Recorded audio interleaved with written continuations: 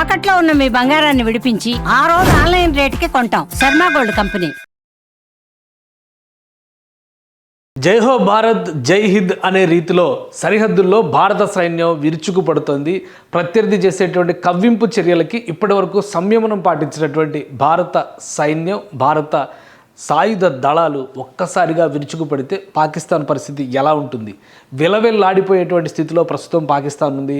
పాకిస్తాన్లో కీలకమైనటువంటి 12 నగరాలపై రాత్రి 8 గంటల నుంచి మొదలైనటువంటి ఎయిర్ స్ట్రైక్స్ విపరీతంగా ఉక్కిరి బిక్కిరి చేస్తున్నటువంటి పరిస్థితి ఎదురవుతుంది. ముఖ్యంగా 2 అంశాలను ఇక్కడ దృష్టిలో పెట్టుకోవాలి. మొదటి నుంచి కూడా యుద్ధానికి సంబంధించినటువంటి కవ్వింపు చర్యల్ని పాకిస్తాన్ ఆర్మీ చేస్తూ వచ్చింది. ఎప్పుడైతే ఆపరేషన్ సింధూర్ భారత్ సక్సెస్ఫుల్గా నిర్వహించిందో ఆ తర్వాత నుంచి జమ్మూ కాశ్మీర్ సరిహద్దుల్లో తుపాకీల గోల అలా వినిపిస్తూనే ఉంది. మరోవైపు నుంచి లాహోర్ సరిహద్దు ప్రాంతం, అటు పంజాబ్ పరిసర ప్రాంతాల నుంచి కూడా వరుస పెట్టి దాడులు చేసేటువంటి కుయుక్తులను పన్నింది పాకిస్తాన్. ఆ తర్వాత రాత్రి సమయానికి పరిస్థితులు మొత్తం కూడా మారిపోయాయి. రాత్రి 7 గంటల నుంచి 8 గంటల సమయంలో ముఖ్యంగా ధర్మశాలలో ఉన్నటువంటి ఐపీఎల్ క్రికెట్ మ్యాచ్ను లక్ష్యంగా చేసుకునేటువంటి క్రమంలో జమ్మూ కాశ్మీర్లో భారీ ఎత్తున దాడులకి పాకిస్తాన్ పాల్పడింది. ఈ క్రమంలోనే భారత్ దాన్ని తిప్పికొట్టేటువంటి వ్యూహాన్ని అనుసరించింది. అదే క్రమంలో భారత్ పైన చేసినటువంటి అన్ని క్షిపణులను విధ్వంసం చేయడం అనేది ఆసక్తికరమైనటువంటి అంశంగా మనం చూడాల్సి ఉంటుంది. మరీ ముఖ్యంగా సరిహద్దుల్లో జరిగినటువంటి విషయాలని కొన్నిటిని మనం ప్రత్యేకంగా దృశ్యాల రూపంలో చూసేటువంటి అవకాశం కూడా కలుగుతుంది. దీనికి ప్రధానమైనటువంటి అంశం ఏంటంటే సరిహద్దు ప్రాంతాల్లో చాలా చోట్ల పాకిస్తాన్ క్షిపణుల్ని వరుసపెట్టి ప్రయోగిస్తూ ఉంది. క్షిపణులు అది కూడా పౌర నివాసాలపైన క్షిపణులు ప్రయోగిస్తున్నటువంటి పరిస్థితి. వాటిని కూల్చివేసేటువంటి క్రమంలో సుదర్శన చక్రం లాగా భారతదేశ సైన్యం ఉపయోగించిన అస్త్రం S-400. ఈ S-400కి సంబంధించినటువంటి మిసైల్ డిస్ట్రాయింగ్ వ్యవస్థలు సమర్థంగా పనిచేశాయి. ఒకేసారి జమ్మూ ఎయిర్పోర్ట్ని టార్గెట్ చేస్తూ పాకిస్తాన్ చేసినటువంటి ఇది దాడి, క్షిపణుల దాడి, ఆ దాడికి సంబంధించినటువంటి దృశ్యాలు చాలా వరకు రికార్డ్ అయినాయి. కానీ ఆకాశంలో ఎగురుతున్నటువంటి క్షిపణుల్ని ఆకాశంలోనే ధ్వంసం చేసింది S-400 సక్సెస్ఫుల్గా. ఒక్క మిసైల్ని కూడా నేలపైన తాకనిచ్చినటువంటి పరిస్థితి లేదు. ఒక్క జమ్మూ విమానాశ్రయం పైనే 30 వరకు రాకెట్లతో దాడి చేసింది పాకిస్తాన్ అంటే అక్కడ సివియారిటీని అర్థం చేసుకోవచ్చు.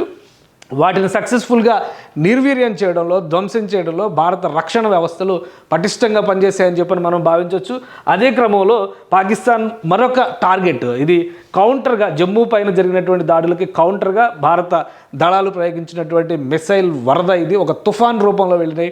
ఒకటి కాదు ఒక్కొక్క నగరాన్ని టార్గెట్ చేస్తున్నటువంటి ప్రయోగాలుగా వీటిని మనం చూడాల్సి ఉంటుంది. ముఖ్యంగా ఇండియాకి సంబంధించి ఎక్కడ కవ్వింపు చర్యలు జరిగినప్పుడు కూడా ఇది జైసల్మీర్ ప్రాంతంలో జరిగినటువంటి దాడి ఒకటి కాదు, వరుసగా దాదాపుగా 2500 కిలోమీటర్ల మేర పాకిస్తాన్తో ఇండియాకి బార్డర్ ఉంది. ఒకసారి దాన్ని కూడా అనలైజ్ చేసేటువంటి ప్రయత్నం చేద్దాం. ఇండియాకి ఉన్నటువంటి బార్డర్ని ఉపయోగించుకునే పాకిస్తాన్ విరుచుకుపడేటువంటి ఒక వ్యూహాన్ని రచించింది. ఆ క్రమంలోనే భారతదేశానికి సంబంధించినటువంటి సరిహద్దులో ఇక్కడ చూస్తే కనుక మనం క్లియర్ పిక్చర్లో చూస్తే ఇది గుజరాత్ నుంచి మొదలయ్యేటువంటి ప్రదేశాలు. గుజరాత్ నుంచి మొదలైతే కనుక ఇక్కడ జమ్మూ కాశ్మీర్ వరకు ఉన్నటువంటి సరిహద్దులు మొత్తం కూడా. అయితే ఇక్కడ ఆక్రమిత కాశ్మీర్లో ఉన్నటువంటి ఆజాద్ కాశ్మీర్ పరిసర ప్రాంతాల నుంచి చూసినా కానీ ఈ కింద పంజాబ్ దగ్గర నుంచి రాజస్థాన్ నుంచి గుజరాత్ వరకు చూస్తే కూడా దాదాపు 2100 కిలోమీటర్ల సరిహద్దు రేఖ భారతదేశానికి ఉంది. ఒక్క కాశ్మీర్ పైనే కాకుండా వరుస పెట్టి గుళ్ళ వర్షం క్షిపణుల్ని పంపించేటువంటి ప్రయోగం పాకిస్తాన్ నుంచి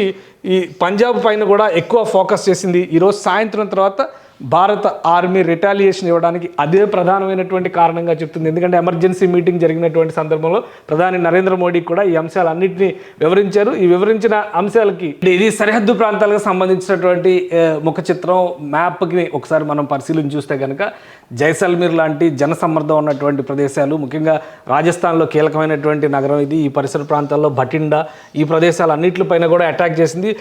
పంజాబ్ ప్రాంతంలో ముఖ్యంగా అమృత్సర్ ఉన్నటువంటి సిక్కులకి పవిత్రమైనటువంటి అమృత్సర్ స్వర్ణ దేవాలయం గురించి మనకు తెలుసు. స్వర్ణ దేవాలయాన్ని కూడా టార్గెట్ చేయడం, వరుస పెట్టి మిసైల్స్ని ప్రయోగించేటువంటి ప్రయత్నం పాకిస్తాన్ ఆర్మీ చేసింది. ఈ నేపథ్యంలోనే భారత్ కౌంటర్ అటాక్ మొదలుపెట్టింది. 1 కాదు 2 కాదు వరుస పెట్టి క్షిపణుల వర్షం కురిపించింది.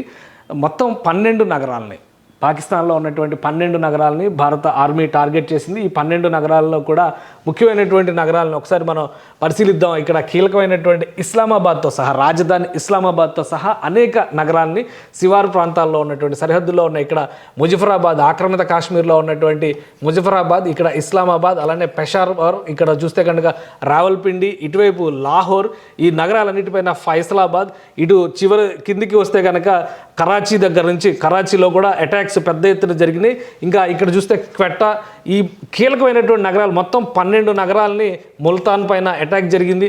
ఈ 12 నగరాలని కూడా భారత ఆర్మీ, భారత మిసైల్ వ్యవస్థలు టార్గెట్ చేశాయి. ఈ నగరాలు అన్నిటిపైన కూడా పెద్ద ఎత్తున దాడి జరిగింది. ఇంకొక విషయం ఏంటంటే ఈసారి ఈ ఆపరేషన్ సింధూర్ స్టేజ్ 2 అని చెప్పి మనం అనుకోవాల్సి ఉంటుంది. ఈ ఆపరేషన్లో త్రివిధ దళాలు కూడా పాల్గొనడం అనేది ఆసక్తికరమైనటువంటి అంశం. ఒక విధంగా ఫుల్ ఫ్లెడ్జ్డ్ వార్గానే మనం దీనికి అర్థం చేసుకోవాల్సి ఉంటుంది. ఎందుకంటే కరాచీలో అటాక్ జరిగినటువంటి క్రమంలో ఐఎన్ఎస్ విక్రాంత్ ఆపరేషన్ మొదలుపెట్టింది. అందరూ కూడా ఐఎన్ఎస్ విక్రాంత్ ఎందుకు మూవ్ చేసింది, భారతదేశం ఐఎన్ఎస్ విక్రాంత్ను ఉపయోగిస్తుందా లేదా అనేటువంటి సందేహాలు ఉన్నాయి. ఇక్కడ ఐఎన్ఎస్ విక్రాంత్ కరాచీ పోర్టు మొత్తాన్ని ధ్వంసం చేసినట్టుగా సమాచారం వస్తుంది. కీలకమైన 12 నగరాలు అంటే ఆయువు పట్టులు పాకిస్తాన్ కని భావిస్తున్నటువంటి ప్రాంతాలు అన్నిటిపైన కూడా భారత సైన్యం దాడి చేసింది. సమర్థంగా పాకిస్తాన్ చేసినటువంటి దాడుల్ని తిప్పికొడుతూ ఈ ప్రతి దాడుల్ని చాలా బలంగా చేసింది. పూర్తి స్థాయిలో అక్కడ ఉన్నటువంటి వ్యవస్థలన్నీ కూడా నిర్వీర్యమైనటువంటి స్థితిలో పాకిస్తాన్ ప్రధాని కూడా పరారైనటువంటి పరిస్థితి, సురక్షితమైనటువంటి ప్రాంతానికి తరలించేటువంటి ప్రయత్నం జరిగినట్టుగా తెలుస్తుంది. లాహోర్ నుంచి ఒక విమానం ద్వారా, ప్రత్యేకమైనటువంటి సైనిక విమానం ద్వారా బహ్రెయిన్ తరలిస్తున్నట్టుగా కూడా ఒక సమాచారం వస్తుంది. సో మొత్తం మీద పాకిస్తాన్కి ఇది కాళరాత్రిగా మనం చెప్పాల్సినటువంటి పరిస్థితి ఉంటుంది. ఒక ఆక్రమిత కాశ్మీర్ దగ్గర నుంచి మొదలైనటువంటి ఈ యుద్ధకాండ పూర్తి స్థాయిలో పాకిస్తాన్ అంతటా కూడా విస్తరించింది.